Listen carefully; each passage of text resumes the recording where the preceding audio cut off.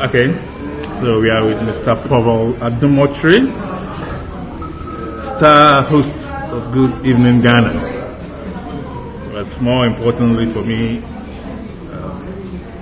Paul is what I call an Africa talker, somebody who's been involved with Africa Talks and all. Welcome, Paul. Thank you very much, Doc. Many reasons to talk to you, but for now, most importantly, I'm interested in the point that you were invited by the U.S. State Department to attend the historic inauguration of Barack Obama. Am I right? Yes, you are right about that. And the U.S. State Department, as you would know, has various programs which they invite international visitors every year. One of the very prominent programs is the transition, what they call the federal transition, and that occurs every 4 years after the elections in November. So on this occasion, I was privileged to have been one of the 15 or so. 15 people? Yeah, about 15 around the world? Around the world, yes. How many from Africa? Two. Myself and another guy from Côte d'Ivoire. Actually, 3 from Egypt as well. Okay. Myself. How long were you away for? We were away for 2 weeks. 2 weeks. The guy from Côte d'Ivoire is the national youth leader of the PDCI, the ruling party in Côte d'Ivoire of Laurent Gbagbo. So I had interesting conversations with him on the sideline about the security in West African sub-region. That we can talk about that another day.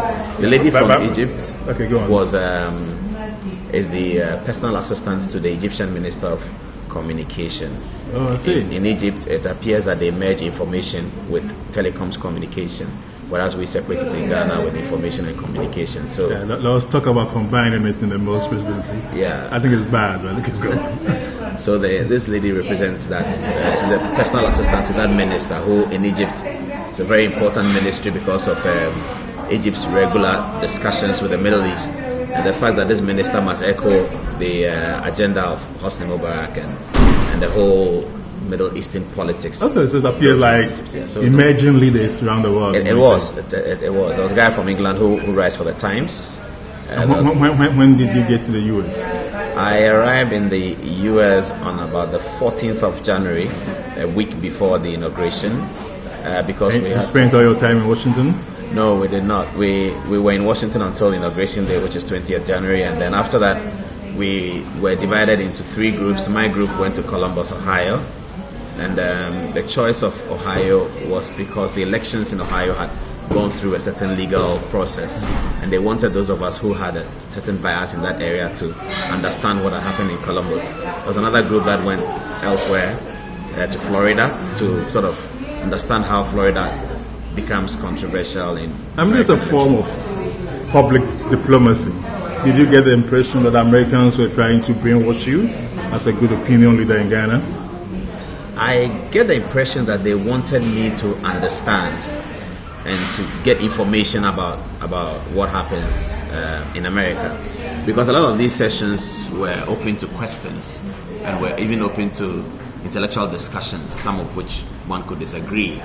But nonetheless, every discussion we had was public, and the American institution will still have all the information. So what sort of people did you meet before January 20th? Well, we met high-profile people. Before January 20th, there was a lot of government people and Brookings Institute think tanks within Washington that discuss politics. The transition in America over time by convention has been managed by intellectuals, basically political scientists, who have been tasked to sort of write out a transition that is workable. So we met different groups, different people from these groups, who were all working on the transition, and they gave us their opinion about the transition, why it works, why it doesn't work, and then official State Department people who were themselves transiting out of office, because most of them were with the Bush administration, and they would give us their own dimensions about how the transition felt within the office. The real implementers. Let's go back to the machinery for the transition again. Well, as you might have known, there's an official, I guess like we had in Ghana, there's an official transition group, if you want.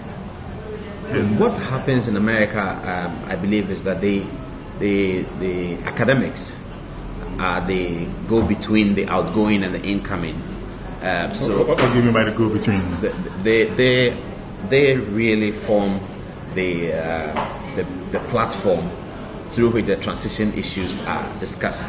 So the outgoing government will tell them that this is what we have. So unlike Ghana, where the two transition teams meet around the table and ask them, what do you have? What's a list of civil servants? In the American circumstance, the outgoing government will give all the information to this group, and then they will in turn hand it over to this group. The two groups don't come together until about December towards January, when the new president has named who his chief of staff is going to be, when he makes his first major White House nominations. It is then that his transition team begins to directly have interaction with the outgoing. Until then, after the election, the outgoing will be talking to this group, which is drawn from various think tanks, academic institutions, and have a discussion with them about what is available and what is not available. Now, this has evolved, as we were told in America. It wasn't always like that, but for the last transition, this is how far the Americans have come. So there are a group of people who get the information and give it to the new group, and then the new group will directly have contact with the old group sometime in December, perhaps first week in January. I'm not surprised about that. I mean, these things are organic. They develop in the context of some particular political systems. I mean, that's why I, for instance, have publicly criticized what I feel is a far too artificial and codified attempt to draft a so-called prematurely draft a so-called transition bill in this country. But I mean, you should realize that Obama himself named a transition team. Now the point is that I suspect, unlike our situation here in Ghana, the government contributes some money to the Obama transition team. But from what I read, the bulk of the money is actually raised privately by Obama. But I mean, the whole connection between think tanks and public policy making, like things like the Brookings institutions and so on and so forth, and how they affect public policy making in America is very, very complicated.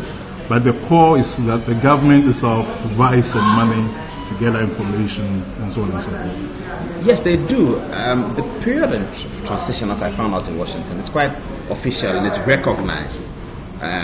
It appears that in Ghanaian law, the only thing we recognize is the inauguration of the 6th of January and the handover power, but we do not, the Constitution does not itself recognize a certain period of transition where you will be moving from one place to the other, and therefore I don't think there's any budgetary allocations in Ghana. But in America there is, and there is also because, as we were told, over the years these think tanks have made recommendations as to how the transition can be made better. And these recommendations are made to the White House at the end of the transition.